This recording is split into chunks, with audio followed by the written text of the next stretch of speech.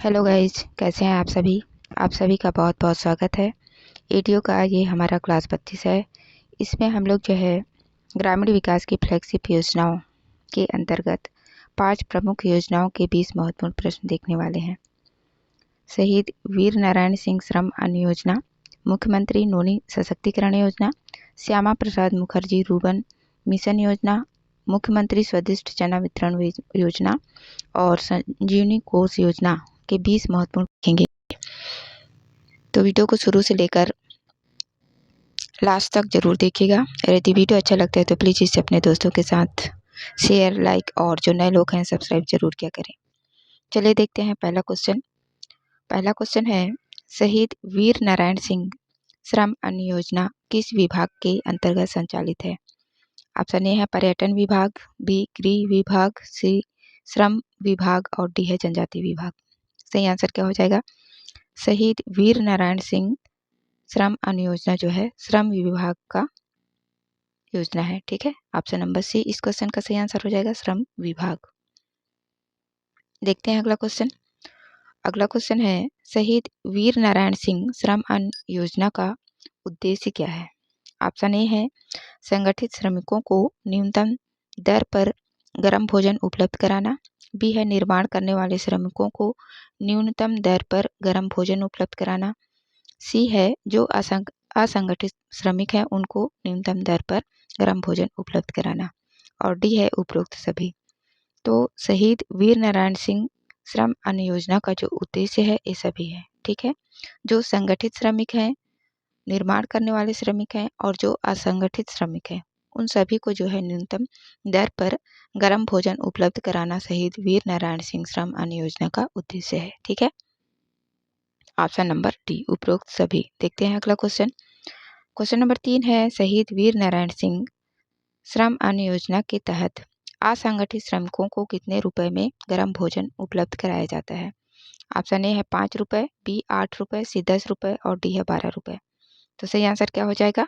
Option number A 5 रुपए में। ठीक है, शहीद वीर नारायण सिंह श्रम अन्न योजना के अंतर्गत जो असंगठित श्रमिक हैं उनको जो है 5 रुपए में गर्म भोजन उपलब्ध कराया जाता है। ठीक है, ऑप्शन नंबर ए। देखते हैं अगला क्वेश्चन है, मुख्यमंत्री नोनी सशक्तिकरण सहायता योजना का उद्देश्य क्या है। ऑप्शन ए है पंजीकृत निर्माण श्रमिकों की बेटियों की स्वास्थ्य गुणवत्ता को बेहतर करना, बी है पंजीकृत निर्माण श्रमिकों की बेटियों की शिक्षा गुणवत्ता को बेहतर करना, सी है केवल ए और डी है उपरोक्त दोनों। तो सही आंसर क्या हो जाएगा? ये दोनों ही मुख्यमंत्री नोनी सशक्तिकरण सहायता योजना के उद्देश्य है। ठीक है, जो पंजीकृत निर्माण श्रमिक हैं उनके बेटियों की स्वास्थ्य गुणवत्ता को बेहतर करना और उनकी बेटियों की जो शिक्षा की गुणवत्ता है उनको बेहतर करना। ठीक है, तो ऑप्शन नंबर डी इस क्वेश्चन का सही आंसर हो जाएगा। मुख्यमंत्री नोनी सशक्तिकरण सहायता योजना के उद्देश्य ये दोनों है। ठीक है, उनके बेटियों के स्वास्थ्य की गुणवत्ता को बेहतर करना और उनकी शिक्षा व्यवस्था पढ़ाई को बेहतर बनाना। ठीक, देखते हैं अगला क्वेश्चन नंबर 5 है, मुख्यमंत्री नोनी सशक्तिकरण सहायता योजना के तहत पंजीकृत निर्माण श्रमिकों के कितने अविवाहित पुत्रियों के खाते में सहायता राशि जमा की जाएगी। ऑप्शन ए है 2, बी 3, सी 4 और डी है 5।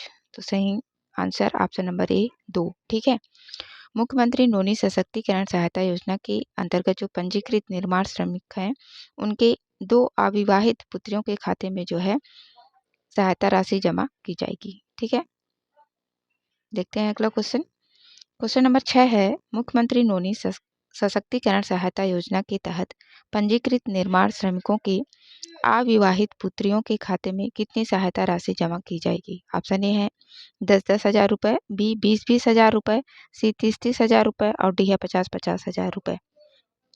सही आंसर क्या हो जाएगा? ऑप्शन नंबर बी 20-20 हजार रुपये। ठीक है, मुख्यमंत्री नोनी सशक्तिकरण सहायता योजना के तहत जो पंजीकृत निर्माण श्रमिक हैं उनके अविवाहित 2 अविवाहित पुत्रियों के खाते में 20-20 हजार रुपये की राशि जमा की जाएगी। ठीक है, option number B.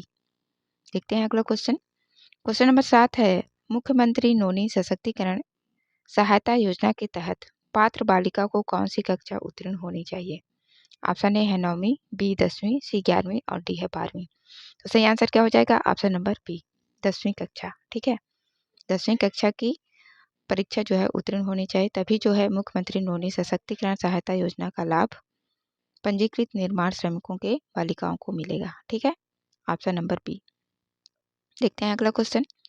Question number 8 है, मुख्यमंत्री नोनी सशक्तिकरण सहायता योजना के तहत हितग्राही गत वर्ष से कम कितने दिनों के लिए निर्माण श्रमिक के रूप में कार्यरत होना चाहिए?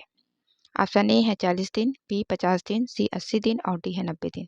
तो सही आंसर क्या हो जाएगा? ऑप्शन नंबर डी, 90 दिन। ठीक है, मुख्यमंत्री नोनी सशक्तिकरण सहायता योजना का लाभ लेने के लिए जो हितग्राही हैं उनको जो है कम से कम 90 दिनों के लिए निर्माण श्रमिक के रूप में कार्यरत होना आवश्यक है ना?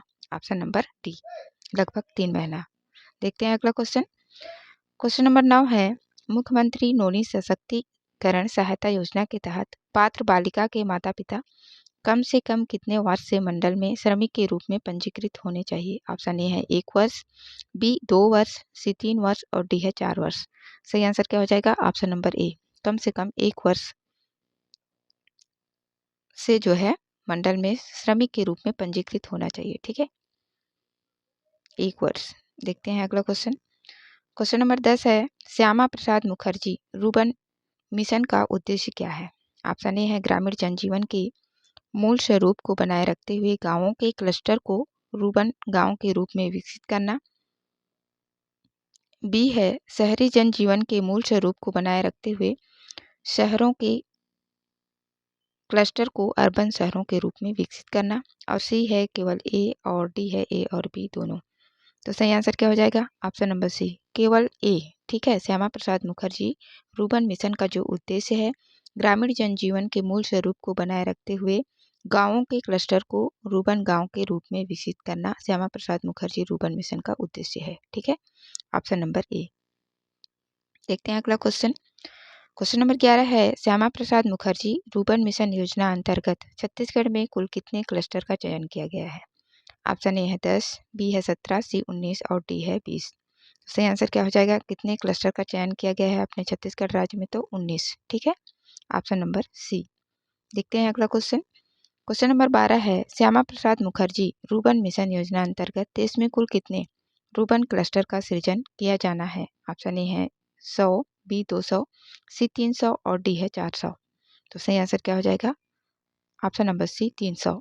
ठीक है, श्यामा प्रसाद मुखर्जी रूर्बन मिशन योजना अंतर्गत जो है देश में कुल 300 रूर्बन क्लस्टर का सृजन किया जाना है। ठीक है, ऑप्शन नंबर सी। देखते हैं अगला क्वेश्चन। क्वेश्चन नंबर 13 है, श्यामा प्रसाद मुखर्जी रूर्बन मिशन योजना अंतर्गत छत्तीसगढ़ जियो टैगिंग का पायलट करने वाला देश का कौन सा राज्य है? ऑप्शन ए है पहला, बी दूसरा, सी तीसरा और डी है चौथा। तो सही आंसर क्या हो जाएगा? ऑप्शन नंबर सी, अपना राज्य किस नंबर का है? तो तीसरे नंबर का राज्य है। ठीक है, श्यामा प्रसाद मुखर्जी रूर्बन मिशन योजना अंतर्गत छत्तीसगढ़ जियो टैगिंग का पायलट करने वाला हमारा छत्तीसगढ़ राज्य तीसरे नंबर का है, तीसरा नंबर है। ठीक, देखते हैं अगला क्वेश्चन। क्वेश्चन नंबर 14 है, रूर्बन मिशन योजना अंतर्गत छत्तीसगढ़ प्रदेश के कितने क्लस्टरों का स्ट्रक्चर प्लान तैयार कर लिया गया है? ऑप्शन ए है 8, बी 7, सी 5 और डी है 10। सही आंसर क्या हो जाएगा? 8 क्लस्टर का जो है स्ट्रक्चर प्लान तैयार कर लिया गया है। ठीक, ऑप्शन नंबर ई। देखते हैं अगला क्वेश्चन। क्वेश्चन नंबर 15 है, मुख्यमंत्री स्वादिष्ट चना वितरण योजना का लक्ष्य क्या है? ऑप्शन ए है कुपोषण मुक्ति, बी मलेरिया मुक्ति, सी टीबी मुक्ति और डी है उपरोक्त सभी। तो सही आंसर क्या हो जाएगा? मुख्यमंत्री स्वादिष्ट चना वितरण योजना का उद्देश्य क्या है? कुपोषण मुक्ति। ठीक है, ऑप्शन नंबर ए। देखते हैं अगला क्वेश्चन। क्वेश्चन नंबर 16 है, मुख्यमंत्री स्वादिष्ट चना वितरण योजना राज्य के कौन से क्षेत्र में लागू है? ऑप्शन ए है संपूर्ण क्षेत्र में, बी अनुसूचित क्षेत्र में, सी केवल बस्तर संभाग में और डी है इनमें से कोई नहीं। तो सही आंसर क्या हो जाएगा? मुख्यमंत्री स्वादिष्ट चना वितरण योजना जो है छत्तीसगढ़ राज्य के संपूर्ण क्षेत्र में लागू है। ठीक है, ऑप्शन नंबर ए। देखते हैं अगला क्वेश्चन। क्वेश्चन नंबर 17 है, संजीवनी कोष के तहत कितने प्रकार की बीमारियों को सूचीगत किया गया है? ऑप्शन ए है 15, बी 20, सी 30 और डी है 40। तो सही आंसर क्या हो जाएगा? ऑप्शन नंबर सी, 30 बीमारियों को जो है संजीवनी कोष के अंतर्गत सूचीगत गत किया गया है। ठीक है, 30 बीमारियों का इलाज इसके अंतर्गत किया जाना है। देखते हैं अगला क्वेश्चन। क्वेश्चन नंबर 18 है, संजीवनी कोष के अंतर्गत सूचीगत बीमारियों के इलाज के लिए अधिकतम कितने लाख रुपए का प्रावधान है? ऑप्शन ए है 1 लाख, बी 1.25 लाख, सी 1.50 लाख और डी है 2 लाख। तो सही आंसर क्या हो जाएगा? संजीवनी कोष के अंतर्गत जो बीमारी सूची के अंदर जो है शामिल है, उन बीमारियों के इलाज के लिए 1.5 लाख रुपए का प्रावधान है। ठीक है, 30 बीमारी जो है इस सूची के अंतर्गत सूचीगत है। ठीक है ना, संजीवनी कोष के अंतर्गत। तो अगर यदि आप लोगों को उस सूची के अंतर्गत जो बीमारी है उसके इलाज के लिए 1.5 लाख रुपए का सरकार जो है प्रावधान करती है। ठीक है, देखते हैं अगला क्वेश्चन। क्वेश्चन नंबर 19 है, संजीवनी कोष का उद्देश्य क्या है? ऑप्शन ए है गरीबी रेखा के नीचे जीवन यापन करने वाले रोगियों की गंभीर बीमारियों का इलाज करना, बी छत्तीसगढ़ के समस्त व्यक्ति जो गंभीर बीमारी से ग्रसित है उनका इलाज करना, सी केवल ए और डी है ए और बी दोनों। तो सही आंसर क्या हो जाएगा? संजीवनी कोष का उद्देश्य क्या है? केवल ए। ठीक, गरीबी रेखा के नीचे जीवन यापन करने वाले रोगियों की गंभीर बीमारियों का इलाज करना इसका उद्देश्य है। ठीक, ऑप्शन नंबर सी केवल ए। देखते हैं अगला क्वेश्चन। क्वेश्चन नंबर 20 है, संजीवनी एक्सप्रेस एम्बुलेंस सेवा का टोल फ्री नंबर क्या है? ऑप्शन ए है 107, बी 108, सी 110 और डी है 112। सही आंसर क्या हो जाएगा? ऑप्शन नंबर बी 108 है ना। संजीवनी एक्सप्रेस एम्बुलेंस सेवा लेने के लिए कौन सा नंबर टोल फ्री है? तो 108। ठीक है, आप लोग कमेंट करके बताएंगे कि 112 किसकी सेवा के लिए टोल फ्री नंबर है। ठीक है, इसको डायल करके हम कौन सी सेवा का मदद ले सकते हैं? 112। ठीक है, कमेंट्स करके बताएंगे आप लोग। तो ये थे कुछ इम्पॉर्टेंट MCQs ग्रामीण विकास की फ्लैगशिप योजनाओं के अंतर्गत। ठीक है, आशा करती हूँ आप लोगों को वीडियो अच्छा लगा होगा। वीडियो देखने के लिए आप सभी का बहुत बहुत धन्यवाद।